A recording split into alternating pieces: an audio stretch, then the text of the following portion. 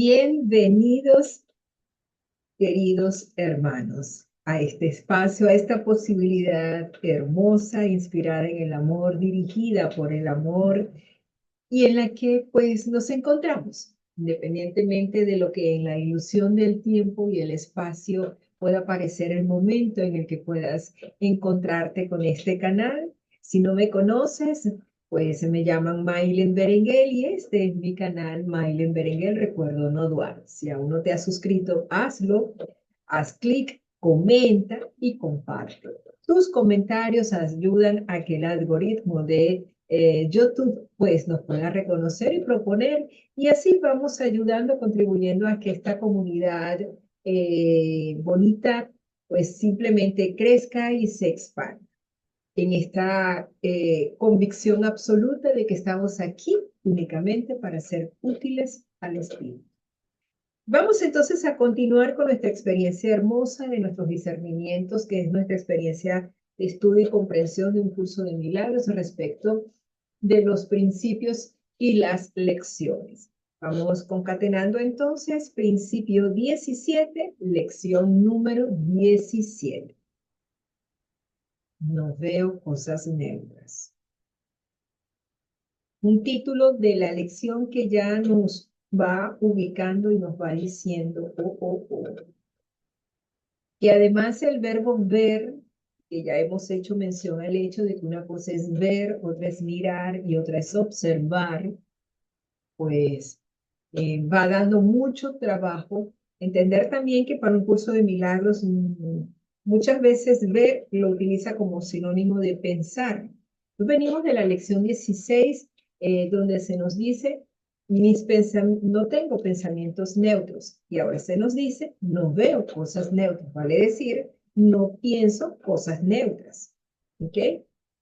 De tal manera que el ver y el pensar nos denota algo importante, partiendo de la máxima que el pensamiento que esté circunscrito a lo que la alfombra del tiempo implica, vale decir, tiempo, pasado, presente, futuro, objetos, materia, entendamos esto de la primera, segunda, tercera, cuarta, quinta dimensión, donde pues la referencia del tiempo la da el espacio a su vez da referencia del tiempo, la distancia, es decir, cómo se desplaza un cuerpo del punto A al punto B, dimensiona también las condiciones de ese espacio y de el tiempo como tal lo que se conduce, lo que se desplaza, ese cuerpo también tiene una implicancia en su peso, en su densidad, para poder apuntar que si se fuese menos tiempo, fuese más, fuese menos pesado, el tiempo fuese menos, ¿no? Entonces, es interesante esto que estudiamos en el bachillerato, que tal vez para los que están en el área de la ingeniería lo manejen mejor que yo, pero a mí me resulta bien interesante todo este conjunto de lecciones, porque siento que nos llevan a un discernimiento y a un plantarnos en el hecho del hábito de discernir. ¿Qué es discernir exactamente? ¿Cuál es la diferencia entre el discernimiento, la reflexión y el entendimiento? En principio, entender, ¿sí? Poder que llegamos a la comprensión. En algunos predios espirituales se les llama alma.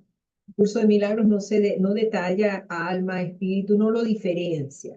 Pero sí ciertamente tenemos un sector de la mente a la que Kenneth Wapnick llama el observador, el tomador de decisiones, que tiene la facultad de poder observar los contenidos de los pensamientos y elegir si seguir la voz del espíritu o la voz del ego. Para que pueda haber esa observación de los pensamientos, es necesario entonces el discernimiento. El discernimiento, que es distinto de la reflexión, ya vamos a ver por qué, y del entendimiento. Yo discierno cuando yo soy capaz de desmembrar los elementos de una situación. En este caso, la lección 17 y el principio 17. ¿Qué nos dice la lección 17? No veo cosas neutras. Entonces, parte de una negación, no veo cosas neutras. Cosas implica cosas. ¿Qué significa cosas? ¿Verdad? Veo del verbo ver, y en un curso de milagros, ver y pensar en muchas ocasiones pasan por ser sinónimos. La lección anterior nos dice, mis pensamientos, no tengo pensamientos neutros. Entonces, ahí comenzamos a desmembrar. Ver es lo mismo que mirar. Mirar es exactamente lo mismo que observar. ¿Por qué la lección me ubica en el ver? Cuando nos vamos entonces y hurgamos un poco en el diccionario, no para teorizar respecto de las propuestas, las posturas teóricas que existen respecto del hecho de ver y la luz, pero sí nos vamos al diccionario. ¿Qué nos dice el diccionario respecto de la palabra del verbo ver? En principio nos dice que se ve gracias a la presencia de la luz. Pero entonces, si no hay luz, no puedo ver. Es distinto de mirar.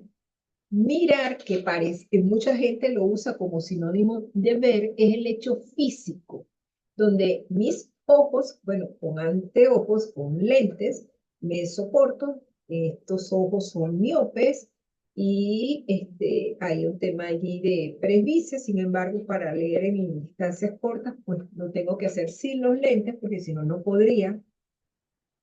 Bien, estos lentes están adaptados para la miopía. Ok, entonces el mirar es un hecho estrictamente físico, mientras que el observar es la implicación donde yo veo si hay o no hay presencia de luz que me permita mirar un objeto y detallar sus cualidades, sus características. Pero además la observación lleva implícito un silencio verbal, porque es que si hay o no hay luz, o cómo es el comportamiento de la luz ante el hecho de lo que estoy observando, perdón, estoy mirando en el plano físico, me puede dar entonces la observación de detalles que a ráfaga, o sea, no la podría precisar. Entonces, fíjese que Kenneth Wapnick habla del tomador de decisiones. Un tomador de decisiones que no es más que un observador de los pensamientos. Para que pueda haber un discernimiento, tiene que haber una observación. Y esto es importante tenerlo en cuenta. ¿Por qué? Porque cuando yo observo, yo separo los elementos. Puedo ver la presencia o ausencia de la luz, el comportamiento de la luz, si el producto, la presencia de la luz genera sombra. Por ejemplo, en este estudio ya me hicieron la observación, necesito otra lámpara aquí detrás mío justamente para que haya una irradiación y esta lámpara debo ahora rodarla aquí al frente para que no genere este brillo aquí. Esto es alguien que manejando esta área técnica, ¿verdad? Me hace entonces las observaciones sobre cómo hacer un mejor manejo de la luz para que mi rostro no se vea tan blanco, tan pálido, que normalmente me suelo verme pálida. No por temas de salud, sino porque mi tono de piel es claro. Pues bien, seguimos entonces en la idea de poder que esto nos pueda quedar claro, ¿sí? Entonces, el discernimiento es cómo yo construyo de alguna u otra manera la explicación de lo que estoy observando.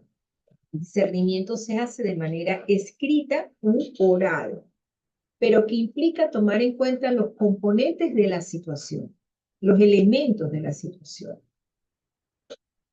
¿Qué es la reflexión?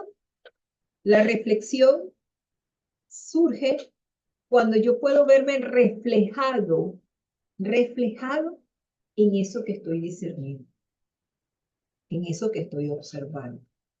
Cuando yo me veo reflejado, al mismo tiempo me veo responsable de lo que estoy reflejando. Sus frutos los conoceréis. ¿Se acuerdan que incluso hablábamos de esto en el principio anterior, en lección anterior? El entendimiento ya es cuando el ente, es decir, esta parte del ser, pero no estamos hablando del ser hijo, del ser crístico, pero sí es ese hilo conductor entre nuestra parte de la mente, ente, ¿verdad? Que siendo de alguna manera la impronta del ser crístico se conecta, por así decirlo, entrega la información a este ente que no es el cuerpo, no es el yo personaje, pero una parte de mí que intuye la eternidad se ve también a sí mismo experienciado en la finitud. Entonces tenemos el discernimiento implica disgregar una situación para ver sus elementos y sus componentes. La reflexión me permite entonces verme reflejado en esos componentes. Y el entendimiento es cuando ya yo integro lo que he discernido y me hago responsable en esa observación. Y desde ese entendimiento es que yo puedo elegir de nuevo. ¿Sí me hago comprender? Esta elección me lleva entonces a la circunspección.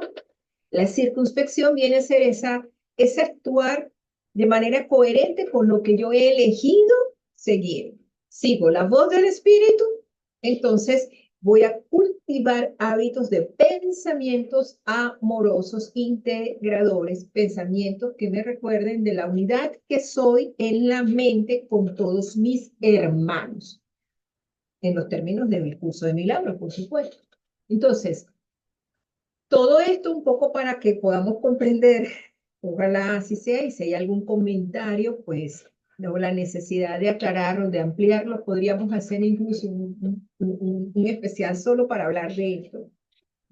Se torna un tanto filosófico, sí, pero no dejamos de no hacerlo. De hecho, recuerdo, no preciso en este instante el título del libro de Kenneth Wapnick, donde precisamente él hace todo un proceso y habla de los puntos en común con el pensamiento platoniano, aristotélico, se parte de por aquí, luego entonces se va a la parte de Carl Jung, de Freud, y va diciendo lo que converge y diverge respecto de manera tal que no estamos hablando fuera del ámbito del libro. Solo un poco para aclarar qué es lo que queremos decir cuando hablamos de discernimiento, es decir, estamos desmembrando los elementos para poder entender qué es lo que hay allí y qué es lo que se nos está diciendo. Cuando yo me veo reflejado en eso que se me está diciendo, es cuando creo condiciones para que mi ente superior, por así decirlo, mi yo superior, mi yo crístico, el Cristo que soy, mi parte acá temporal finita, pueda conectar con eso y decir, esto es así. ¿Sí? Que es lo que da espacio cuando vivimos la experiencia del instante santo, es porque hay un entendimiento, y estamos siendo precisamente ese ser crístico, así sea por 2 nanosegundos, por 1 nanosegundo, no importa el tiempo que dure ese instante santo. El punto aquí es que llegar a la experiencia de los instantes santos siempre trae consigo como lo que le precede, siempre va a ser hábitos de pensamientos de perdón, hábitos de pensamientos milagrosos, es decir, de corrección de la percepción.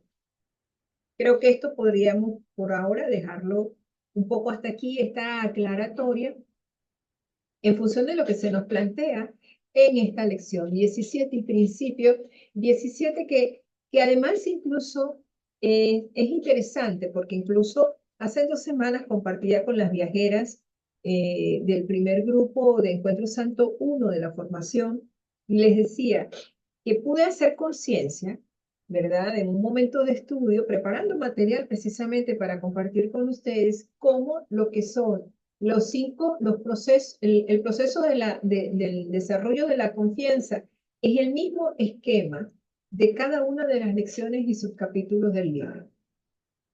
De entrada, siempre Jesús nos plantea algo que promueve el deshacimiento, que es precisamente el primero de los pasos en el proceso del desarrollo de la confianza.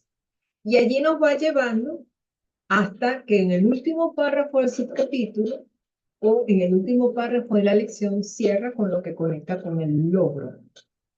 Entonces, por eso es que incluso cuando encontramos entonces las características de los maestros de Dios posterior al libro de ejercicios y libro de texto que está en el manual para el maestro y que corresponde a la cuarta de las preguntas, ¿cuáles son las características de los maestros de Dios? Es porque ya nuestra mente, si hemos tenido el trajinar del entrenamiento, texto, libro de ejercicios, podemos entender que precisamente el desarrollo de la confianza es lo que ha venido haciendo Jesús en cada uno de los subcapítulos y en cada una de las lecciones. Entonces, esto nos permite, ¿verdad?, que el discernimiento que te permite desmembrar los elementos de una situación, te permite así también identificar el deshacimiento que está implícito en esa frase, en esa palabra que está diciendo Jesús de entrada. ¿Ok? Por ejemplo. Entonces, si en nuestro discernimiento no vemos lo que desestructura, lo que implica en la etapa del deshacimiento, nosotros no estamos discerniendo, simplemente estamos comentando la lección. Pero si no somos capaces de ver lo que el deshacimiento que está de manera directa o indirecta expresado en el texto, tanto de la lección como del libro de texto, de su capítulo que estemos trajinando, trabajando, nosotros todavía no estamos haciendo. En lo particular, a mí me gusta mucho promover el hábito de hacer la tarea, de hacer discernimiento. ¿Por qué? Porque me obliga a estudiar de una manera, con un nivel de compromiso, ¿verdad? Esto a veces no agrada a ciertas, hay personas que dicen, bueno, pero si yo estoy haciendo un curso para el perdón y la paz, ¿por qué tengo que hacer tarea? Bueno, porque el hacer tareas implica establecer un hábito de pensar en el espíritu y en el que vas poco a poco creando condiciones en la mente para que la comunicación con el espíritu pueda ser directa. Cuando nos disponemos a estudiar, nosotros estamos haciendo, estudiar con el criterio real, honesto, estamos haciendo es un discernimiento.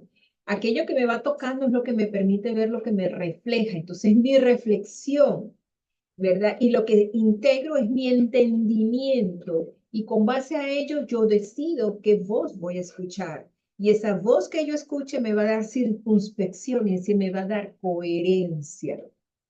El hábito del estudio, así como si estuviésemos en un salón de clase o asistiendo a la universidad, cuando lo vemos así, un curso de milagros, logramos establecer, al principio cuesta, sí, genera resistencias también, y podemos no estar de acuerdo en el hecho de por qué yo tengo que hacer discernimiento, sí, cuando despliego en las distintas opciones de canales de YouTube, veo tantos maestros que hablan y explican y explican y explican, sí, pero si tú no te obligas a escribir, incluso de manera manuscrita, de tomar nota, de hacer mapas mentales, ¿verdad?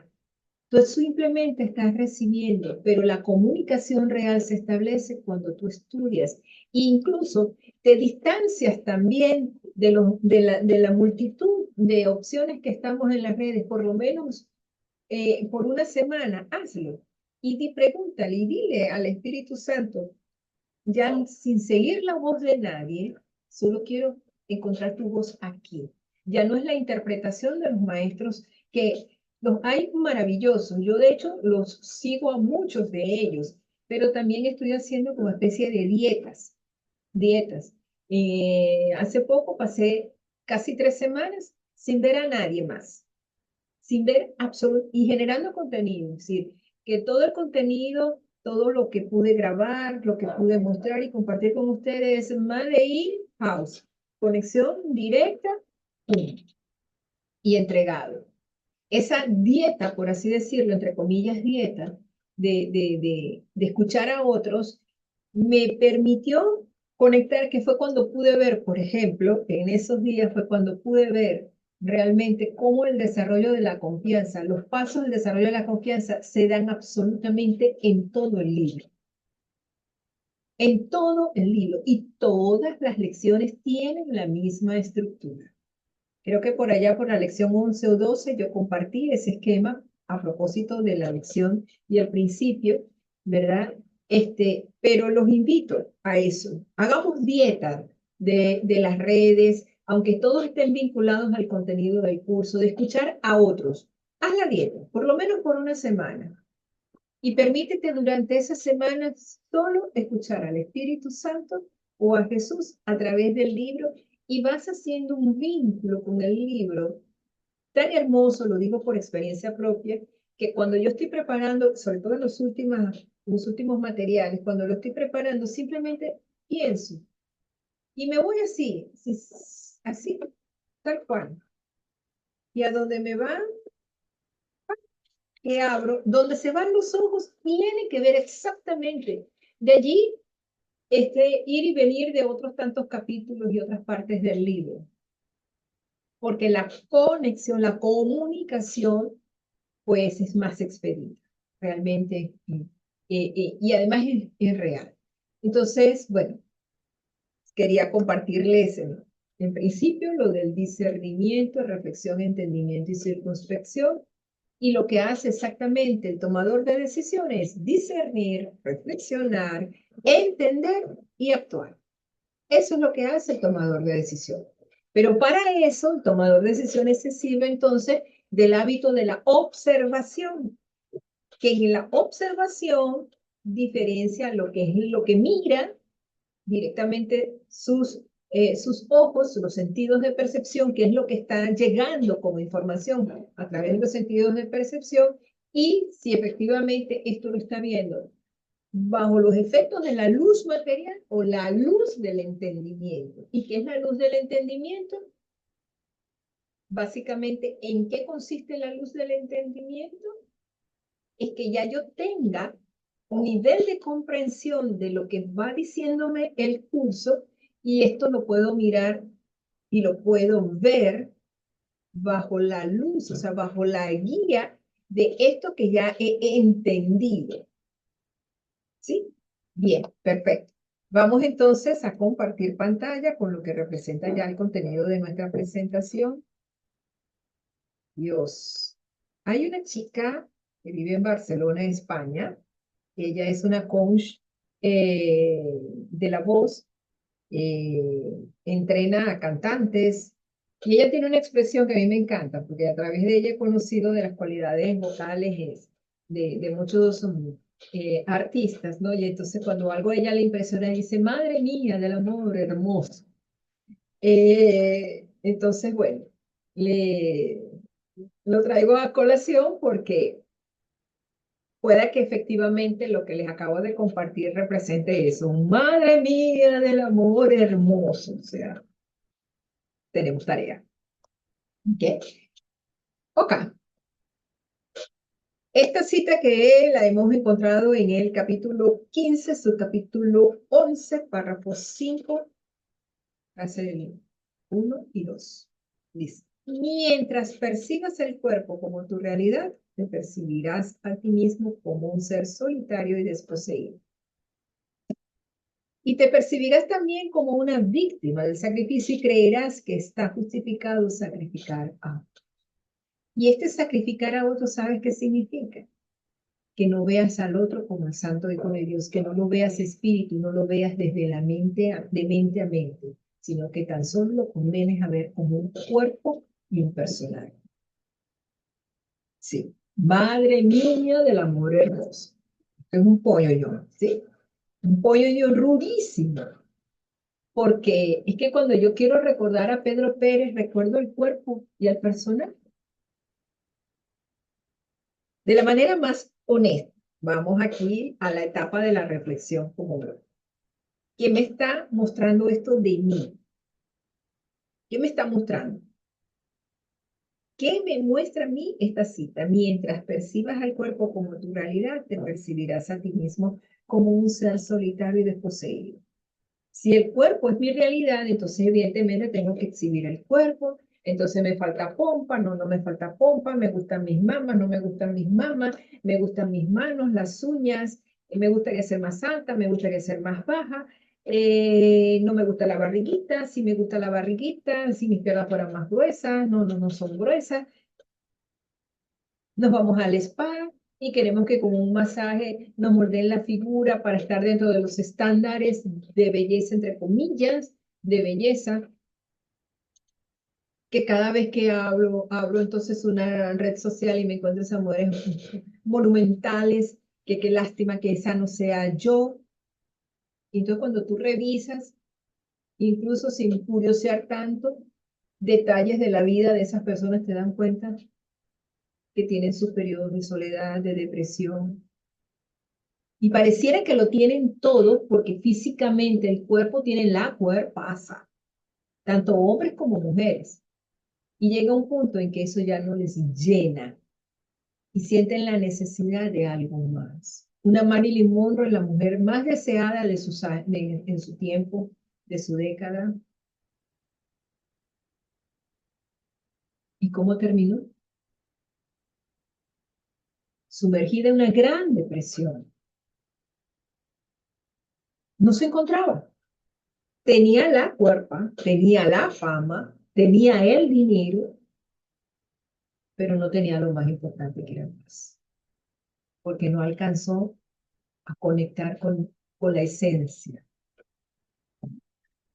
Y era la mujer más deseada, y ella es un ícono de mujer bella, de la mujer que además marcó una pauta de estilo de belleza, de manera de apreciar a las mujeres bonitas, cintura estrecha, caderas amplias, cabello corto, labios bien marcados, ¿verdad? Con esos vestidos de faldas anchas y aprovechar que un ventilador pues, pueda mover. Interesante, ¿verdad? Pues sí, este es otro pollo yo. ¿Ok? ¿Qué nos dice el principio 17? Y este principio de verdad va pero al hiperdedillo. Los milagros trascienden al cuerpo. Son cambios súbitos al dominio de lo invisible más allá del nivel corporal. Por eso es por lo que curan, porque el milagro va a la mente. Vean, puede que un paciente en una condición extrema, en una UCI, una unidad de cuidados intensivos, en este momento, se haga una cadena de oración y se pida un milagro, y ese paciente sale de la condición de gravedad y se recupera. Y decimos, fue un milagro, milagrosamente se salvó. Pero las razones por las que llegó a ese extremo, las razones mentales por las que él llegó a ese extremo, a esa circunstancia extrema, un rencor visto pero no querido trabajar, no lo ha querido trabajar, un conflicto con la figura de la madre, un conflicto con la figura del padre, una herida por la traición de una pareja, una incomprensión porque siente que no conecta con uno de sus hijos. Entonces ahí vale la oportunidad que nos planteemos. El milagro de ocurrido en el cuerpo que superara ese nivel de gravedad, ese milagro pues realmente cumplió con esta condición o con esta característica que nos plantea el principio 17. Los milagros trascienden el cuerpo. Son cambios súbitos al dominio de lo invisible, más allá del nivel corporal. Por eso es por lo que cura. Entonces ustedes me dirán, sí, pero probablemente se le dio la oportunidad, entre comillas, se le dio la oportunidad de que saliera de esa condición precisamente para que hiciera un cambio, un giro importante en su mente. Y bueno, por el contrario, sigue metido, sumergido, y comenzamos allí, ¿sabes? En el circuito de los juicios. En el circuito de los juicios. Okay. Pero el milagro realmente ha sucedido en un nivel de la mente, esa que todavía necesita comprobación. El milagro ha sucedido con el señor Pedro Pérez, que logró salir de la etapa crítica de la UCI y recuperarse, es un milagro. Sucedió en el cuerpo. Pero que no estén dados los cambios en la mente de él, no es un tema de él, es mi percepción de él. Por eso es que al final el milagro no es para el paciente que está en la condición de la UCI, sino para mí, que soy quien estoy viendo a un paciente en la condición de la UCI. ¿Sí me hago comprender? El milagro es mi cambio de percepción, porque yo no tendría por qué estar viendo a un paciente en una condición de UCI y recuperado y lidiando con sus quehaceres regulares. Soy yo la que necesito el milagro, la corrección en la percepción. Porque finalmente él es testigo de un pensamiento que yo tengo. Él vino a atestiguar un pensamiento que yo tengo, que todavía no es sanado. Y recordemos incluso que les compartía un tema, por ejemplo, estuve grabando la voz en off de su capítulo 1 del capítulo 19. Si no hay fe, no hay curación, no hay sanación. Pero no es la fe para que cambie el cuerpo, para que el cuerpo te salga de una condición física específica. Es la curación de la mente. ¿Sí? Capítulo 19, la consecución de la paz, y ese es su capítulo, se llama la curación de la fe. Se los recomiendo. Entonces, esto nos lleva a algo de lo que ya estuvimos trajinando un poquito al inicio, ¿verdad? Y es que nos vemos cosas neutras, que es la lección 17. Y aquí nos dice de un capítulo bien interesante, que es el capítulo 13, la percepción inocente. ¿Cuál es el llamado? ¿Y con qué cerrábamos nosotros lo referente al capítulo 10, al principio 16 y la lección 16? No tengo pensamientos neutros, donde adolecer nuestras mentes podamos en este entrenamiento llegar a ese nivel de neutralidad y tan solo ver inocencia. La visión de Cristo es otra manera de decir ver a mi hermano inocente.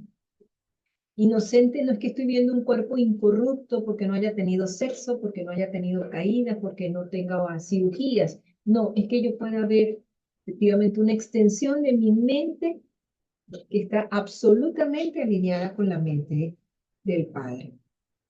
Entonces esto nos conduce básicamente a lo que se nos plantea aquí.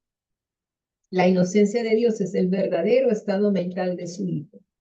En ese estado tu mente conoce a Dios, pues Dios no es algo simbólico. Dios es un hecho. Cuando conoces a su Hijo tal como es, te das cuenta de que la expiación y no el sacrificio es la única ofrenda apropiada para el altar de Dios. ¿Y cuál es el altar? El altar no es una mesa con ciertos ornamentos y símbolos. No, el altar es tu mente recta, pero ¿cómo cultivo mi altar interior?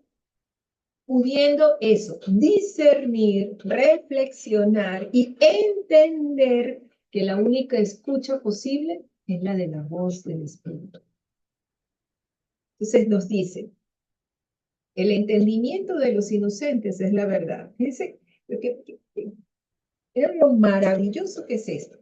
El entendimiento de los inocentes es la verdad. Por eso es por lo que sus altares son verdaderamente radiantes. Sí, es un pollo yo contundente. No, no, no, no. Realmente, de manera muy honesta, estoy dispuesta a solo ver inocencia. El perdón no es parcial, la inocencia no es parcial. Mientras haya parcialidad, hay juicio. Sí, toca respirar. Toca respirar. Y además, incluso cuando seleccionaba el formato para esta presentación, ahora cuando estoy revisando un poco para, de alguna manera, conectar con el hilo conductor de la lección y el principio, veo que no hice alteración, porque este, la plantilla de la presentación muestra estos paisajes gélidos, así, hielo y tal, nieve, es que es coherente con lo que estamos diciendo. Sí, definitivamente. Porque nos quedamos fríos. O sea, realmente, ¿cuánto todavía, no en cantidad, sino, no lo vemos en cantidad, sino cuánta disposición real, auténtica y genuina tengo solo para ver, mirar, observar, discernir, reflexionar, entender inocencia en mi hermano? Que vale decir en mí mismo, solo que él es el testigo de ese pensamiento de inocencia en mí. Cuando se ha elegido la libertad del cuerpo, la mente se usa como un medio cuyo valor reside en su habilidad de ingeniar medios para alcanzar. Esta práctica de ciertas tendencias religiosas en las que si al cuerpo lo sometes a determinados tipos de ayunos, ingestas de plantas, pim pum pan, y eso dijera Martín Merallo, un largo etcétera, ¿verdad? En cualesquiera de este tipo de rituales, si crees que haciéndole eso al cuerpo estamos llegando al meollo, no. Lo que pasa es que allí lo que termina sucediendo es eso, nos va y paseo, nos va y paseamos, y ese va y paseo tiene un efecto sensacionalista, fisiológico, nos llena de sensaciones, y todo el cuerpo va en función de esas sensaciones, entonces todas las, ¿sabes? Entre dopamina, eh, oxitocina, van a haber ciertamente unos cambios fisiológicos, toda la parte neuroendocrina del cuerpo va a moverse en esa línea, pero eso dura poco, poquísimo. Por eso es que incluso al ser tan dopinante, o sea, el nivel dopamina te va exigiendo que la próxima vez vas a hacer un sacrificio mayor, que la próxima vez vas a hacer una ingesta mayor, porque crees que eso es lo que hace. Sí, tiene un efecto, el cerebro desactiva unas áreas y activa otras pero eso no eso está sucediendo porque estás usando vehículos físicos, cuando que lo único que se necesita es la mente. Continúa entonces, dice, pero dado que liberar al cuerpo no tiene sentido, la mente se ha puesto al servicio de las ilusiones. Esta situación es tan contradictoria e imposible que cualquiera que la elija no tiene idea de lo que es valioso. Más aún, en esta confusión tan profunda que es indescriptible, el Espíritu Santo espera pacientemente, tan seguro del resultado final como del amor de su Creador. Él sabe que esa decisión descabellada la tomó uno a quien su Creador ama tanto como el amor se ama a sí mismo. Capítulo 22. Y esto evidentemente nos conduce el reconocimiento de que nosotros nos vemos cosas negras. Ya es un hecho del perdón. Ya allí entramos en el proceso del perdón. Tenemos el hábito de estar juzgando todo. Por eso es que hay que perdonarlo todo, todito, todo. ¿Y qué nos regala aquí en el capítulo 9, que además es un capítulo muy poderoso? Dice, el plan de perdón del ego se utiliza mucho más que el de Dios. Esto se debe a que lo ponen en práctica sanadores que no han sanado y por lo tanto pertenecen al ámbito del ego. Y esto va muy de la medida de cuando nosotros incurrimos, o sea, tenemos los hábitos de los rituales y entonces si me alineo con la luna menguante en la coordenada X y ubico en la Y tal cosa. Es decir, cuando le vamos dando fuerza a todo esto, incurrimos exactamente en que, pues el ego espiritualizándose con fines de liberación, pero manteniéndonos amarrados allí, porque entonces no tomo una decisión hasta que Mercurio no esté directo y esté además en trígono o en sextil con mi ascendente, solo por decir algo a nivel astrológico. No estoy diciendo que esas prácticas sean malas, no. Si tu mente todavía está en esa como un proceso evolutivo, todavía está entre el dualismo y el semidualismo, pues vale, es la etapa en la que te encuentras. En algún momento querrás ir más allá y estarás dispuesto a dejar de buscar para no encontrar y decidirás buscar y encontrar. Y aquel que ha decidido buscar y encontrar es quien toma un curso de milagros como la enseñanza no dualista pura, de un no dualismo radical, y se regala a sí mismo un viaje sin distancia al interior de la mente para que a través de este entrenamiento podamos eso, habilitar nuestras condiciones que sí las tenemos para el discernimiento, la reflexión, el entendimiento y la circunspección. Y que desarrollemos la confianza como tal, pero que el primer paso para el desarrollo de la confianza es simplemente dejarnos desestructurar, permitir que la desestructuración suceda, porque eso es el deshacimiento como tal. En la quietud todas las cosas reciben respuesta y todo problema queda resuelto serenamente. ¿Y qué significa esto? Pues me hago un lado, me hago un lado. ¿Qué implica hacernos un lado? Hacernos a un lado es de las posiciones más, es la única posición que nos garantiza el libre flujo del Espíritu Santo en nuestra mente. Libre flujo, porque Él está, solo que nosotros no permitimos su flujo porque estamos constantemente polarizándonos con las cosas. ¿Sí? Entonces, cuando me aquieto, observo, aquí se activa el discernimiento. Puedo caer en cuenta de qué es lo que integra esta situación. Me veo reflejado. Entiendo. Ese entendimiento es quien me impulsa a tomar la decisión de si escucho la voz del espíritu o la voz del ego. Pero para llegar a eso necesitamos momentos de calma, de serenidad, o sea, por lo menos de aquietarnos. Ay, me disculpan por aquí, esta cosa loca. Ok, vámonos para acá, salimos de acá. Perfecto. Bien, lo sentí intenso, no sé ustedes.